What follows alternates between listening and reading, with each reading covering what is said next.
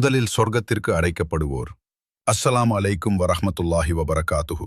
ஹஜ்ரத் இப்னு Abbas ரலியல்லாஹு அன்ஹு அவர்கள் அறிவிக்கிறார்கள், ரசூலுல்லாஹி ஸல்லல்லாஹு அலைஹி வஸல்லம் அவர்கள் கூறினார்கள், முதலாக சொர்க்கத்திற்கு அழைக்கப்படுவோர் செல்வ நிலையிலும் வறிய நிலையிலும் அல்லாஹு தாலாவை புகழ்ந்தவர்கள். இந்த ஹதீஸ் நமக்கு ஒரு மாபெரும் பாடத்தை சொல்கிறது. செல்வமாக இருந்தாலும் வறுமையாக இருந்தாலும் எந்த நிலையிலும் அல்லாஹ்வை புகழ்பவர்களே சொர்க்கத்திற்கு முதலில் அழைக்கப்படுவார்கள். செல்வந்தர் தனக்கு அல்லாஹ் அளித்த செல்வத்திற்காக நன்றி செலுத்தி அவனை புகழ்கிறார். வறியவர் தனது சோதனையில் பொறுமை காத்து அல்லாஹ்வின் மீது நம்பிக்கை வைத்து அவனை புகழ்கிறார். இவர்கள் இருவருமே அல்லாஹ்வின் புகழை எப்போதும் நாவில் கொண்டிருப்பவர்கள்.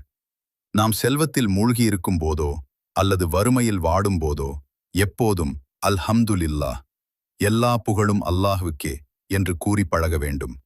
இந்த ஒரு பழக்கம் நம்மை சொர்க்கத்தின் முதல் வரிசையில் அழைக்கப்படும் பாக்கியவான்களாக ஆக்கும். இறைவா, செல்வத்திலும் வறுமையிலும் உன்னை புகழ்ந்து வணங்கும் அடியார்களாக எங்களை ஆக்குவாயாக.